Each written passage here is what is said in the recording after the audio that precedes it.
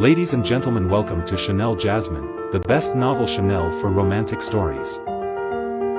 Hai guys, selamat datang di channel Jasmine, channel terbaik untuk menyimak novel-novel romantis. Mohon dukung channel ini dengan subscribe, like dan share video-video yang ada di channel ini. Terima kasih.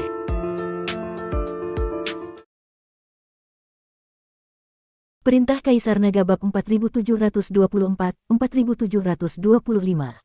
Baiklah, aku menerima ketulusanmu. Kita tidak perlu terlibat dalam masalah perintah pembunuhan. Mengenai luka kakak tertuaku, karena kamu begitu murah hati, aku akan menerima 30.000 batu spiritual abadi atas nama kakak tertuaku.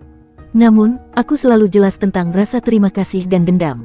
Jika kamu benar-benar memberi kami sejumlah besar batu abadi, aku pasti akan membalasmu 2 kali lipat jika aku memiliki kesempatan di masa depan.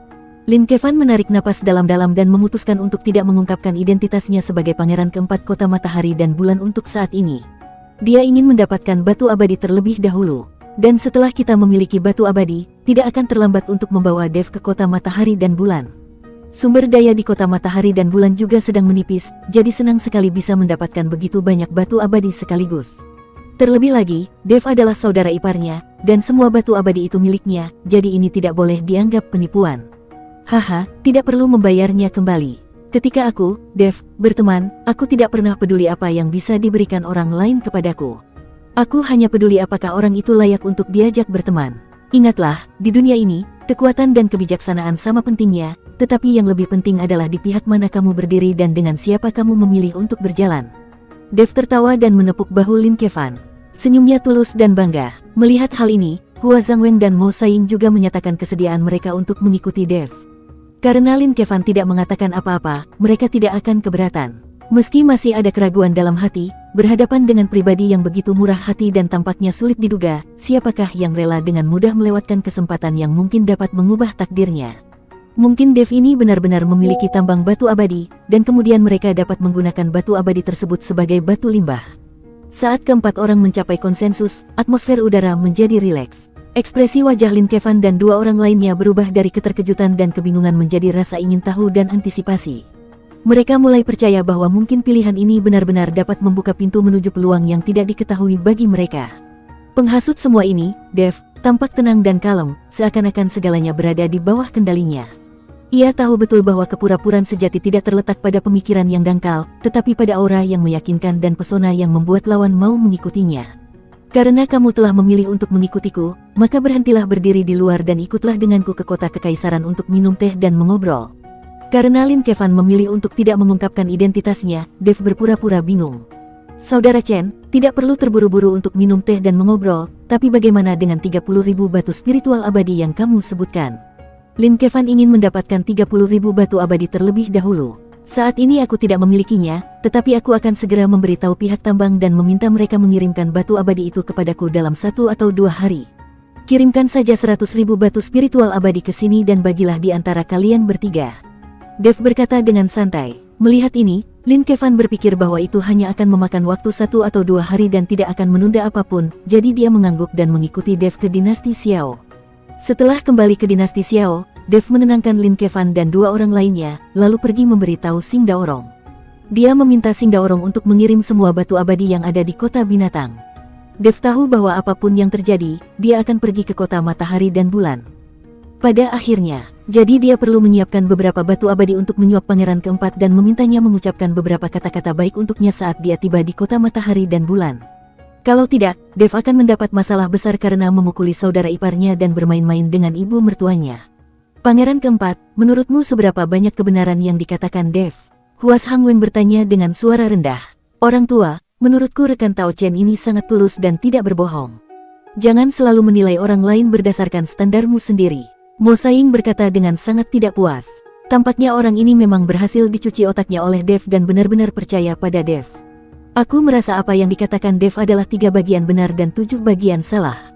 Lin Kevan berkata, Pangeran keempat, karena kamu tidak percaya sepenuhnya pada Dev, mengapa kita mengikutinya ke dinasti Xiao? Tidak bisakah kita menangkapnya saja? Hua Zhangweng bertanya dengan ragu. Itu 70% salah, yang menunjukkan Lin Kevan tidak benar-benar mempercayai Dev. Lin Kevan tersenyum dan berkata, aku tidak mengatakan aku tidak percaya padanya. Bahkan jika itu benar, itu benar. Jika yang dikatakannya itu benar, kalau begitu, kita bisa mendapatkan banyak batu abadi. Dan jika apa yang dikatakannya salah, maka kita tidak akan kehilangan apapun. Itu hanya membuang-buang waktu 2 hari. Bukankah sama saja jadinya jika kita membawanya kembali ke kota matahari dan bulan? Pangeran keempat sungguh bijaksana. Hua Zhangweng dengan cepat mengacungkan jempol. Mo Saiying memutar matanya ke arah Hua Zhangweng dan mendengus dingin, dasar penjilat.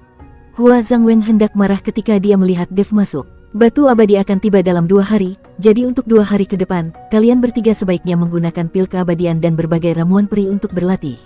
Sambil berbicara, Dev mengeluarkan sejumlah besar pil dan ramuan ajaib dari cincin penyimpanannya.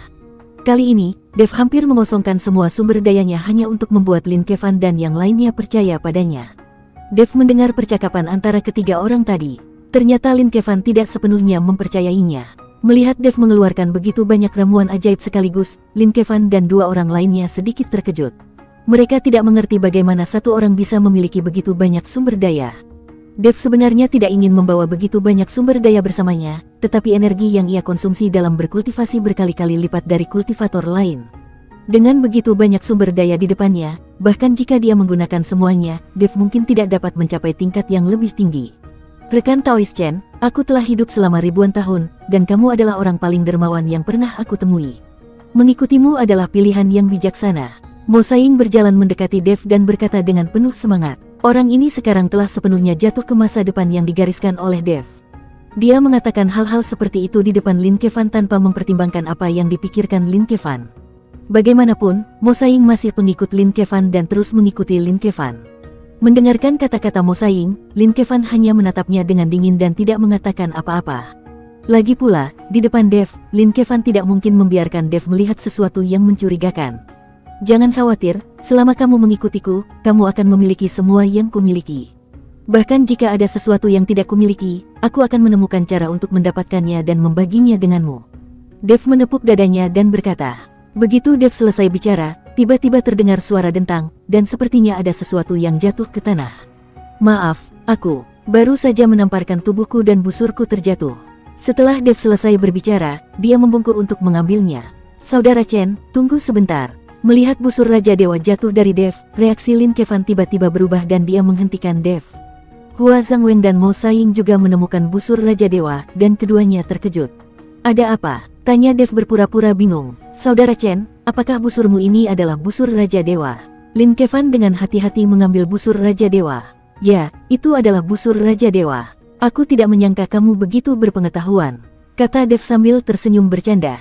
Lin Kevan memegang busur Raja Dewa, pupil matanya terus mengecil, dan keserakahan di matanya tidak disembunyikan sama sekali. Hua Zhangweng dan Mo Saiying juga maju dan dengan hati-hati membelai busur Raja Dewa dengan tangan mereka.